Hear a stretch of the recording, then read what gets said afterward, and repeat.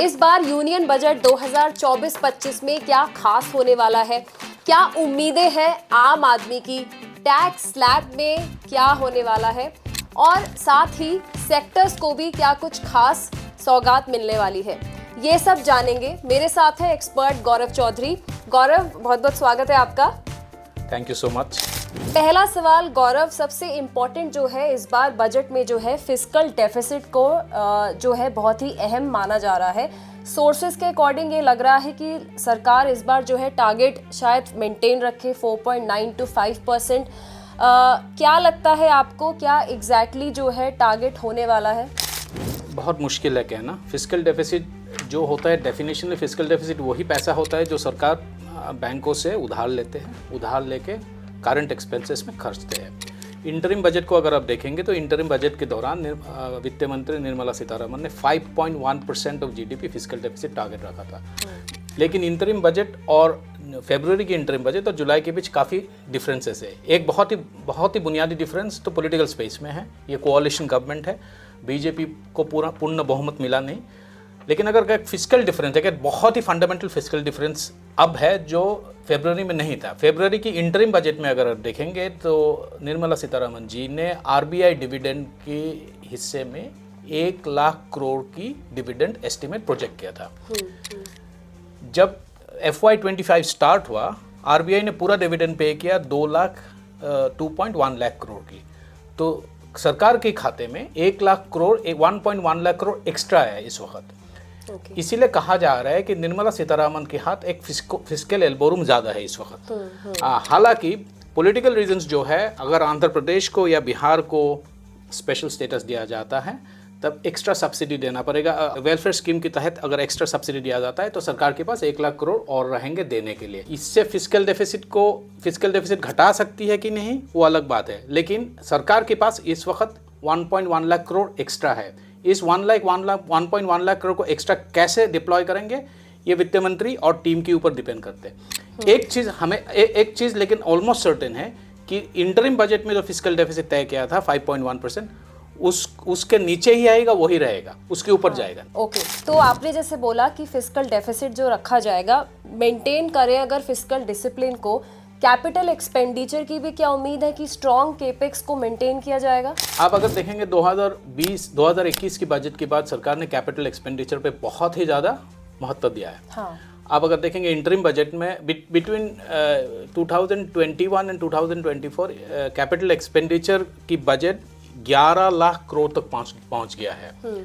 हालांकि पिछले बार interim budget और 2023 के बजट की मुकाबले इंटरिम बजट में थोड़ा सा पेस घटा है।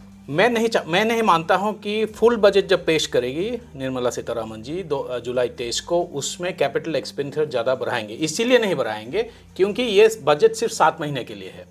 फिर से फरवरी के महीने में 2025 में वित्त मंत्री फिर से एक नए बजट पेश करेंगे। हाँ। मुझे लगता है कि जो अगर कैपिटल एक्सपेंडिचर बढ़ाया जाएगा तो उस वाले बजट में बढ़ाया जाएगा। इस बजट में इंटरिम बजट के मुकाबले ज़्यादा नहीं बढ़ाया जाएगा। गौरव, आम आदमी के लिए बात करें तो क्योंकि ज़्यादातर मिडिल क्लास वालों को, सैलरीड लोगों को उम्मीद होती है कि उनके लिए क्या होगा इस बार बजट में, तो जो है हमने बीजेपी का परफॉर्मेंस भी देखा अभी इलेक्शन में, बहुत ज़्यादा उनको नंबर्स नहीं मिले हैं।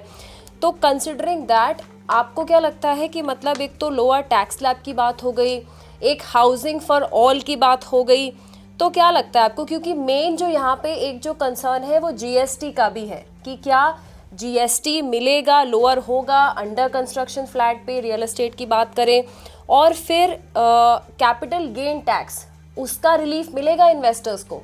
कैपिटल गेन टैक्स में आपके लास्ट सवाल पहले जवाब देता हूँ। कैपिटल गेन्स टैक्स जो है ना, ये रनिंग मुद्दा है इंडिया में। हाँ। इंडिया में कैपिटल गेन्स टैक्स बहुत ही कॉम्प्लिकेटेड है। अगर आप म्यूचुअल फंड होल्ड करते हैं, अगर आप म्यूचुअल फंड इन्वेस्टर है तो कैपिटल गेन्स टैक्स की स्लैब और टेन्योर और रेट अलग है। अगर आप रियल एस्टेट बेचना चाहते हैं तो कैपिटल गेन्स टैक्स की स्लैब और रेट और टेन्योर अलग है। अगर आप अनलिस्टेड कंपनी के शेयर होल्डर्स हैं तो कैपिटल गेन्स की टैक्स स्लैब और रेट अलग है। इंडिया में बहुत ही ज़रूरत है कि कैपिटल गेन स्ट्रक्चर को स्टैंडर्डाइज किया जाए। हालांकि पिछले 3 बजटों में यही उम्मीद रही है कि वित्त मंत्री कैपिटल गेन्स टैक्स को स्टैंडर्डाइज करेंगे, अब तक नहीं किया। ये बहुत ही अच्छा मौका है इसको करने के लिए। रही बात सैलरीड क्लास की सैलरीड और मिडिल क्लास की इनकम टैक्स और स्लैब रेट के बारे में। अगर आप मैं सेक्शन 80C के बारे में कहता हूँ, सेक्शन 80C के तहत जितना एग्जेम्पशन और डिडक्शंस मिलते हैं वो लास्ट चेंज हुआ था 2014 में 1 लाख से 1.5 लाख तक किया गया था। हाँ। 10 साल तक चेंज नहीं हुई। जाहिर है कि ये चेंज होना बहुत ही ज़रूरी है, क्योंकि 10 साल में इन्फ्लेशन भी बहुत बढ़ गया है, कॉस्ट ऑफ लिविंग भी बहुत बढ़ गया है। और अगर सरकार चाहती है कि मिडिल क्लास सेविंग से हमारे इन्वेस्टमेंट को फाइनेंस किया जाए, तो सेक्शन 80C के तहत सेविंग्स इंस्ट्रूमेंट को मिडिल क्लास और सैलरीड क्लास के लिए बहुत ही ज़्यादा अट्रैक्टिव बनाना जरूरी है। गौरव, इसके अलावा जो है सेक्टर की बात करें तो हमने 2 जो मेजर और जो स्ट्रॉन्ग सेक्टर्स हैं, रेलवेज और डिफेंस, दोनों में ही काफ़ी अच्छा जो है बूस्ट रहा है, सरकार का जो है जोर भी रहा है। तो आपको क्या लगता है इन्वेस्टर्स के लिए, ऑब्वियसली क्योंकि काफ़ी जो है ये स्टॉक्स हमने रनअप देखे, काफ़ी स्टॉक्स जो है रेलवेज के, डिफेंस के चल चुके हैं, तो क्या ये जो है स्ट्रॉन्ग एलोकेशन बरकरार रहेगा इस बार भी? इंफ्रास्ट्रक्चर में एलोकेशन बरकरार ही रहेंगे, 11 लाख करोड़ के ऊपर जाएंगे। कोई लोग कह रहे थे, अभी कुछ ही समय पहले मैं विनायक चटर्जी जी से बात कर रहा था, इंफ्रास्ट्रक्चर की एक बहुत ही बड़ा विजनरी और एक्सपर्ट माना जाता है उनको। उन्होंने बोला था कि वो सरप्राइज नहीं होंगे कि फुल बजट में अगर Nirmala Sitharaman G capital expenditure को 13 लाख करोड़ तक लेके जाए।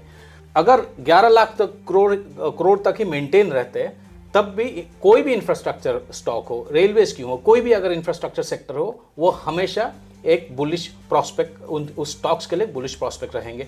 डिफेंस में एक्सपेंडिचर बढ़ते ही जाएंगे, जो कोई भी डिफेंस रिलेटेड स्टॉक्स है वो एक बुलिश फेज में रहेंगे। तो मेरा जो एक्सपेक्टेशन है और मेरा जो मानना है कि consumer good stocks, particularly stocks like जो बैंकिंग स्पेस में है और कंज्यूमर फाइनेंस में है, बहुत ही ज़्यादा बुलिश फेज में आने वाला है, क्योंकि सरकार की बहुत ही ज़्यादा एम्फेसिस आने वाला है कंज्यूमर फाइनेंस की सेक्टर में। चलिए, तो ये थी तमाम जानकारी। बहुत बहुत शुक्रिया आपका गौरव, हमारे साथ जुड़ने के लिए, ओमाई फाइनेंस को समय देने के लिए।